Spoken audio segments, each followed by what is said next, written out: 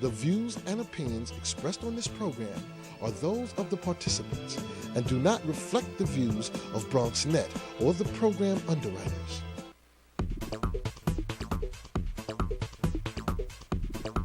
BronxNet. Your voice, your views, your vision.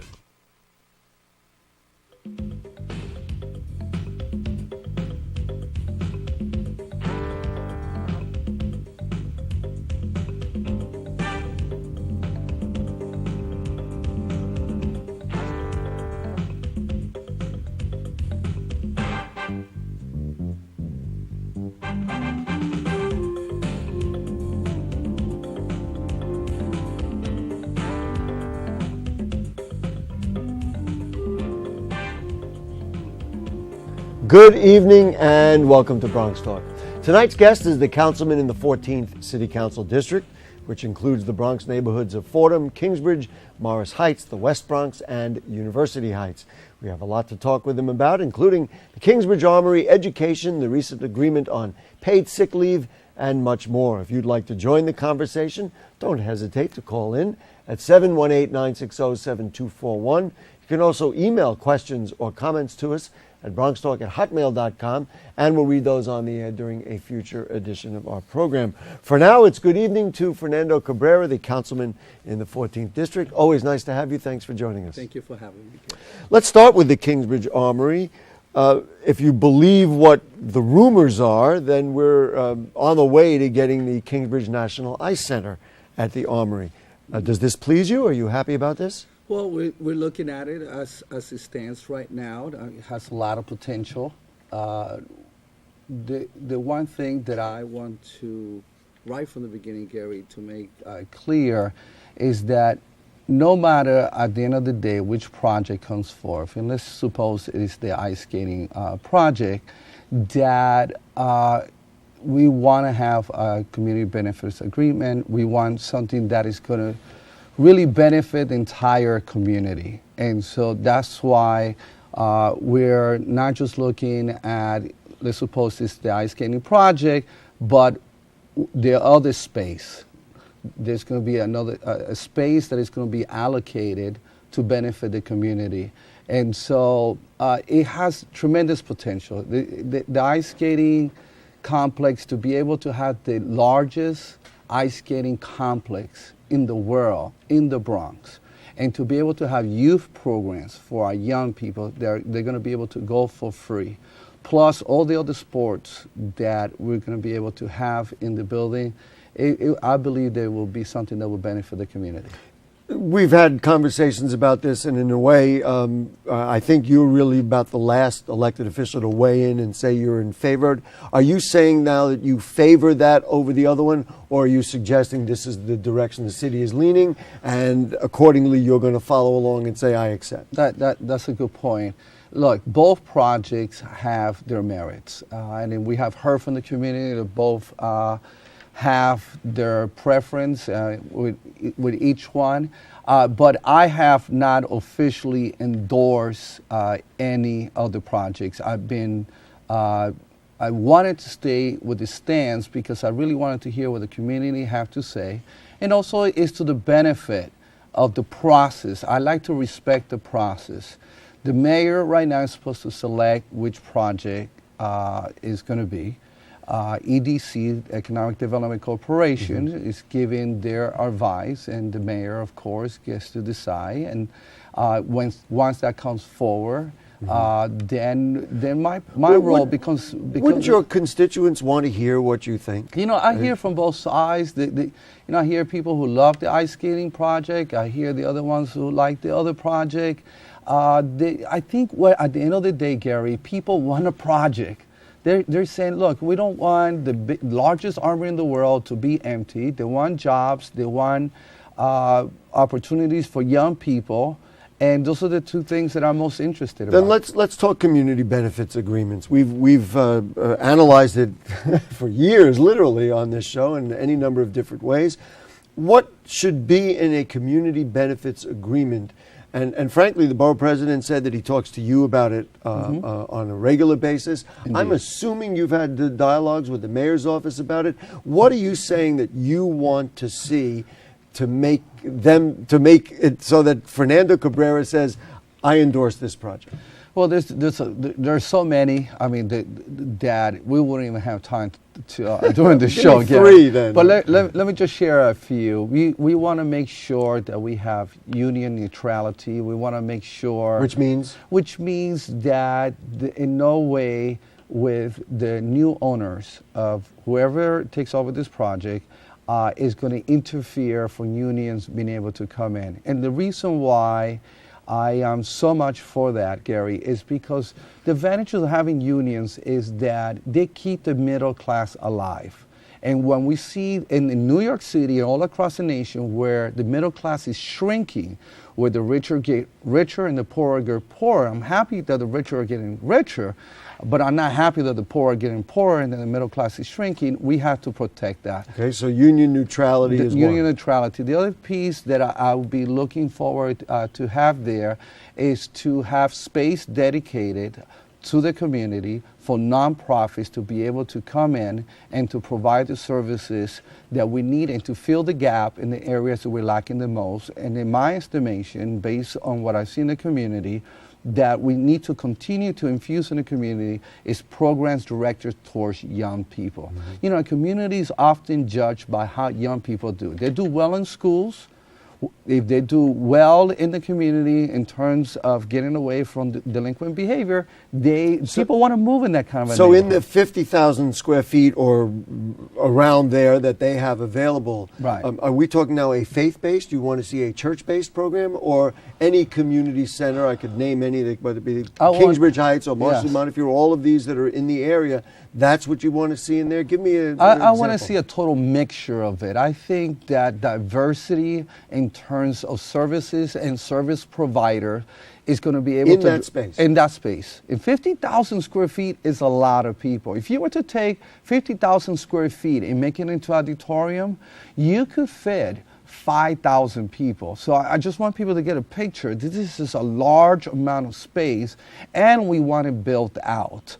And so that means that we will ask the developer to make sure, and both developers said that they will do this, that they will build this space out so the nonprofits are not stuck trying to build something that will cost millions and millions of dollars.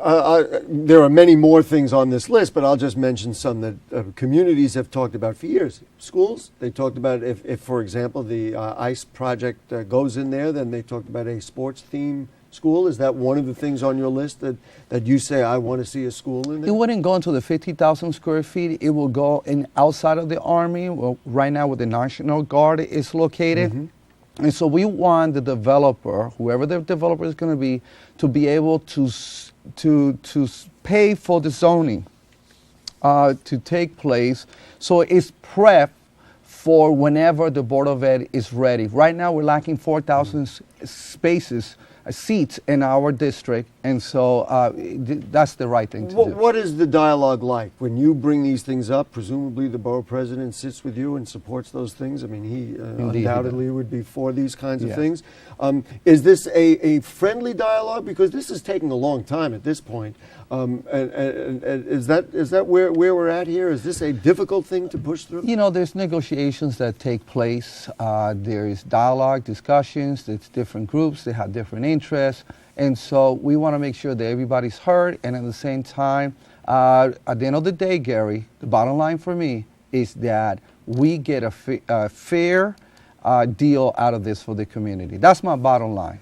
If you believe what the Bronx Times has in it, they'd said that a big stumbling block now is who should pay for the ULURP, who should pay for the environmental study, whether the developer should pay for it or it should come out of the public dollars. Do you have any feelings about that? None that I could share right now.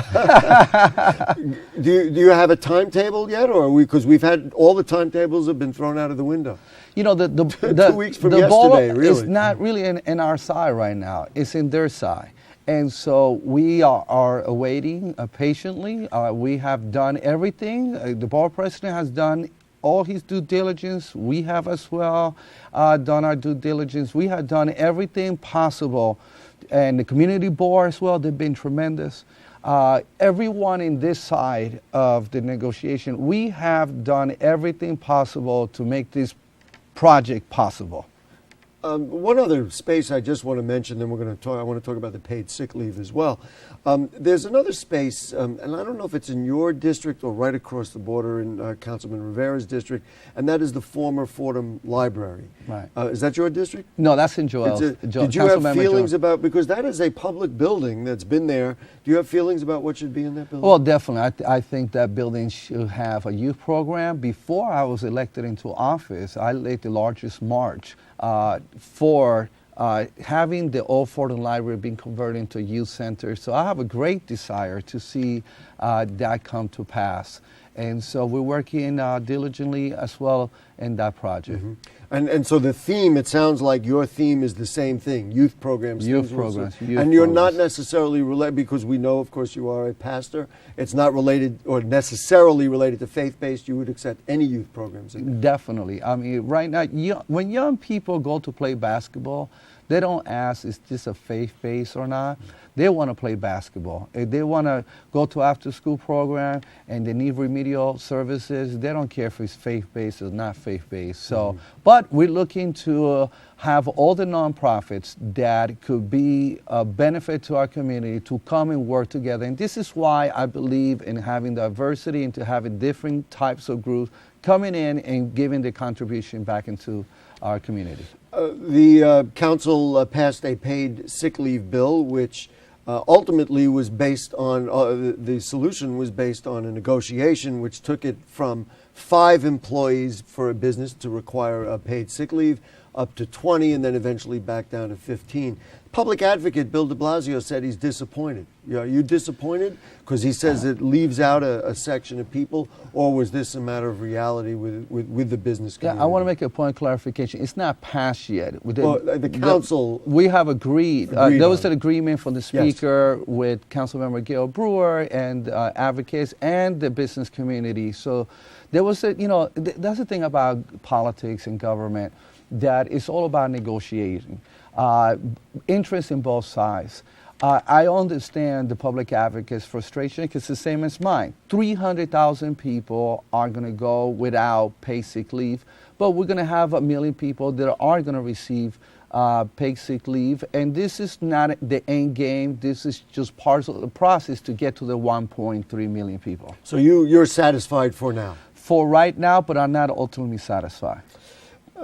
Let's talk a little bit about education. You're on the education committee. I'm trying to get my arms around the ongoing dissatisfaction that I hear from people who we interact with on the show, people I interact with throughout the Bronx, about the closing of schools, about the general direction of education in the city of New York. Give me an overall evaluation of how you feel about the direction of education in the city of New York. Well, right now, when I look at the scores, the SAT scores, to me, that is a good way to estimate how our students are doing. And because we get to be compared nationally. And for the last 8 out of the last 9 years, we have seen the scores actually go down. That troubles me. And let me tell you what I think the problem is, Gary. It's the class sizes. Class size do matter. The class sizes right now, they're too large. And it's impossible. Look, as parents, and I'm a parent and I'm a grandparent, it's very hard just to deal with 2 children, 3 children. Imagine having 30 kids in your classroom, 34 children in a classroom. It's very, very difficult to be able to, for asking a teacher all day long to be able to teach and have a class that is just, in our culture, it just doesn't work. Is that message getting heard? And is one of the solutions, which frankly community members are not happy about it. DeWitt Clinton High School and many of the other places close the school and make smaller schools. Is that how you you balance that Yeah, equation? ultimately that is not the answer. It costs about $1 million to close a school and reopen. Instead of using that $1 million just to infuse it back into the school and to give the students the resources that they need, what we're doing is we basically changing administrations and changing teachers. That's all they're doing at the end of the day. The answer is we need to reduce class sizes. There's just no way around it. The mayor people are the administration is very aware of the problem. They understand that they're not happy as well, but they're not moving fast enough in building enough schools. That is the answer. Are we really not going to be able to make any changes until we have a new mayor on this? Definitely. We're going to have to. This is why it's so important for people to vote their values, to vote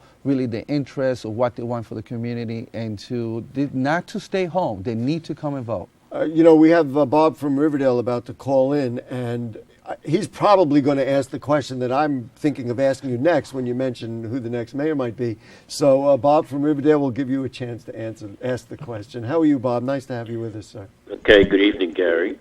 And no, that's not my question. Oh, not Gary. too All right, then you left it for me. Thank you. Yep. Almost 4 years ago, Councilman Cabrera was elected with big expectations for the 14th Council District. It looks like Councilman Cabrera is disappointed with the way the council is run. Living wage compromise, now sick pay compromise this, compromise that. Are you happy with your first 4 years in the city council, and are you happy the way the council members get rewarded for their loyalty to the speaker? How would you change it? Very interesting. Thank you, Bob. Great question. Bob, that is an excellent, excellent question. I don't like the so-called democratic process that we have right now because it's not democratic. The way it is right now, if the speaker says no to a bill, it's no.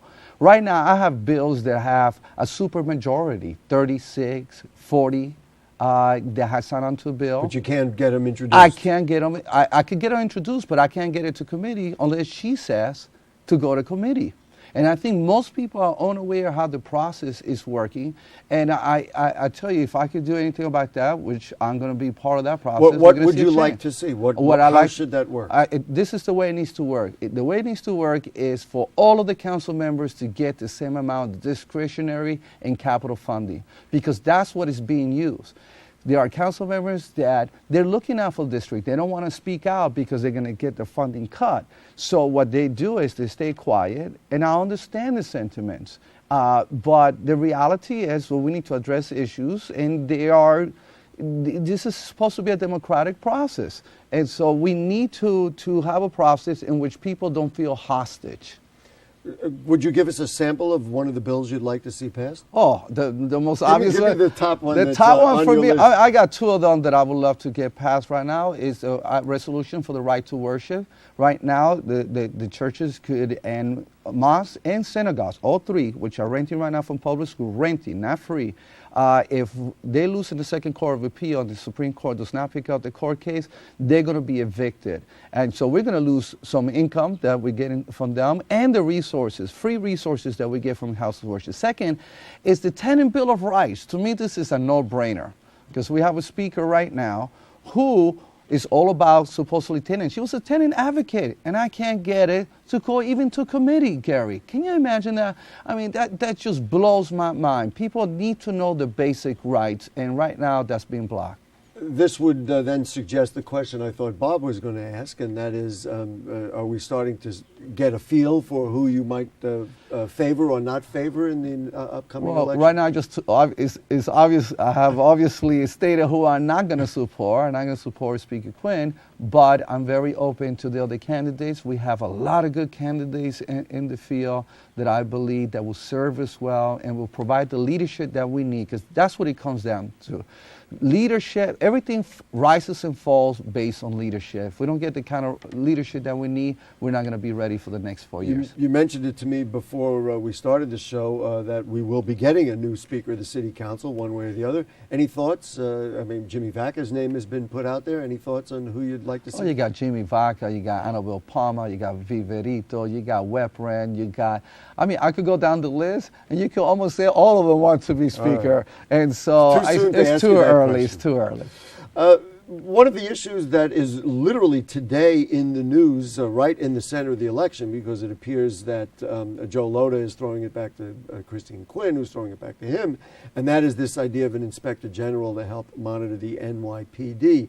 Do you like this idea? Is this a good idea or an unnecessary and at times unfavorable monitor over the police department? Look, I think we need a fair and balanced approach. But Gary, let me get to the root problem, because I think a lot of times we're dealing with the fruit of the root. The root problem here is that we don't have enough police officers. This is what nobody's talking about. We need at least 10,000 officers. The problem when we have this whole issue of stop and frisk while we're calling for an IG is the reason why is because there's not enough officers. So we're asking a few officers to do, to be honest with you, an impossible task of being able to patrol and to do community policing. And because of that, I think that we had the problem of police profiling with stop and frisk. It's supposed to be actually stop, ask, and frisk. Stop, question, and frisk. Yes. That's right. And so, and now this idea of the IG is being proposed. So what you're suggesting is that the reliance on these kinds of tactics, there's an over-reliance because there's too few cops on the street. Indeed. We are down 10,000 police officers from 2001. And if we were to have another catastrophe like we did in 2001, I wonder if we'll have the capacity to deal with it. The way the media works, the way that issues come up, and as I said, now that's the current issue, it's all out there. Is there a way to get that idea on the table, or is it just a dialogue that you and I are having? No, definitely. Here on I mean, BronxTalk? I'm looking at introducing legislation that would deal with this particular issue. And there are things that actually do work, Gary. Let me give you an example. I have put in my district about almost $2 million worth of cameras. Now they're going to go in NISHA. By the end of this year, they're going to be in.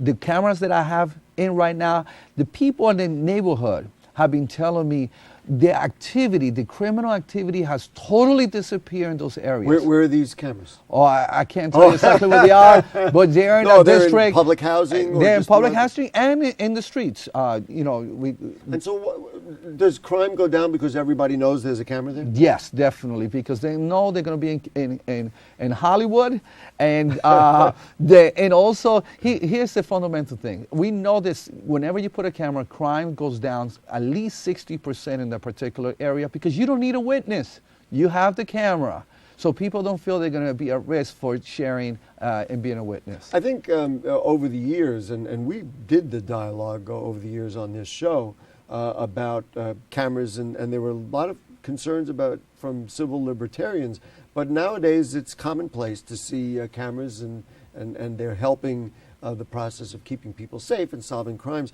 Along with that dialogue now, there's a dialogue about red light cameras and more speeding cameras. Right. Are you in favor, or does that go one step too far and you say, you know what, this is Big Brother and we don't want that? Or do you like that idea? I hesitate with those speed cameras.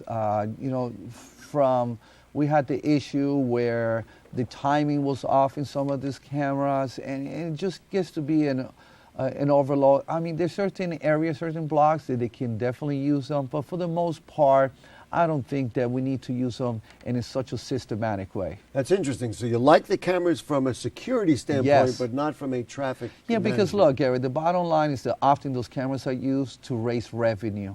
That's the bottom line. I mean, why there's so many tickets? Why we saw such a surge of tickets? Because this administration for the last 8 years used it to balance the budget, and that should not be so. The big gulp apparently is now not going to happen. For folks who don't know what I'm referring to, we're talking about the large size sodas. For the moment, it appears to be dead. Was that another case of too much Big Brother? Or you, of course, health conscious about your constituents, you say, you know what, a little bit of help here, and now they're not buying big sodas, that would have been a good thing. Well, actually, I introduced a resolution to combat this Big Brother approach. Look, the reality was the resolution that you like the idea of backing off the big gulp? No, my resolution called upon reversing his policy, the mayor's policy with the big gulp. And let me tell you why. Because it was not a fair policy. You were asking half of the businesses to be able not to sell, to build up, and then the other half to be able to sell. And I didn't see equity. The other piece is freedom of choice. We talk so much in the city about tolerance and freedom of choice. If I want to drink as much drinks I want to have and buy it all as a big cup, then I'll buy it. Well, then I'll add in that maybe we need to do a better job in Yes. health education and telling Definitely. people what to do so they make better choices. And we have a chronic problem with obesity, but the sodas is not just the root of that problem at all. It's education. It's lack of education. One thing I wanted to ask you about, which is particular to you, you took a trip recently to Peru, Yes. which I know is something you felt very strongly about. I was just wondering if that was really the best use of your time for your constituents. Would your constituents rather say, you know what, if he's going to work that hard for poor people, I'd rather be working that hard for people in my district? What's your thought on that? Well, first of all, my track record, that's a good question, Gary. My track record has shown that there has been a distinguishable, tangible difference in my district based on the almost 4 years that I've been here. So my track record speaks for itself, whether it's dealing with crime, with education, and so forth. But I think that one of the problems that we have sometimes is to become ethnocentric and become very self-centered. I think that the happiest people in the world are people who give to people who can never give back to you. And so one of the things that I did in that Peru trip is to set out to be able to take young people from here. My children had gone in these really destituted areas where people are really, really hurting, and they came back transformed because they realized how blessed they are. How much do we have? And sometimes we don't realize how much we have until we realize how much somebody else doesn't have. So we're planning another trip. And the reason why I want to take young people over there so they could see what they do have and come back and make a difference. You'll take people from the district on that trip? Definitely. We're almost out of time, and goodness gracious, you and I could go at it for a while here, but so really a very quick answer, if you would. Do you stand with the borough president and other elected officials on the Jerome Park Reservoir in terms of getting the DEP to provide access to people who can walk around the Jerome Park Reservoir? Oh, definitely. Okay, well, that was an easy answer. Councilman Cabrera, thank you so much. I know Jane has a website for your district office, and we appreciate your time, and we hope to see you again soon here on BronxTalk. Thank you so much. And you reminded me that I have to congratulate our producer, Jane Folloro, who has Yes. been with the show 18 years last night. So there you go. Fantastic. Just waving to me here. Anyway, thank you, Councilman. And folks, if you do have further comments or questions on anything you heard on tonight's show or anything going on in the Bronx, then email them to us at bronxtalk@hotmail.com or make a comment on our Facebook page, as he does sometimes. And we'll read those on the air during a future edition of our program.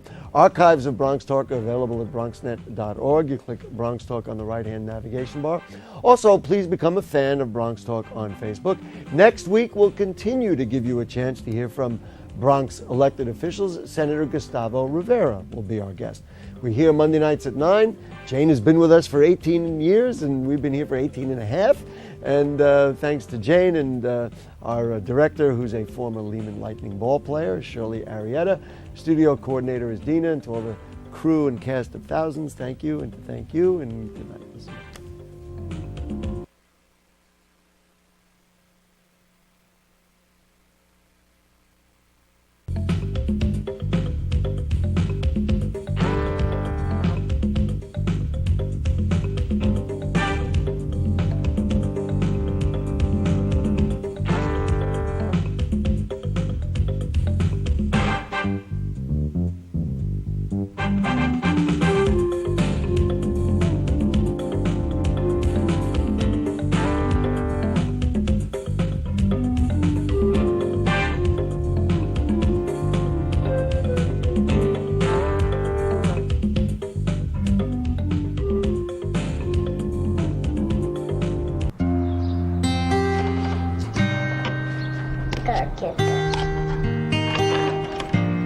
Oh, I must be careful. Well, that's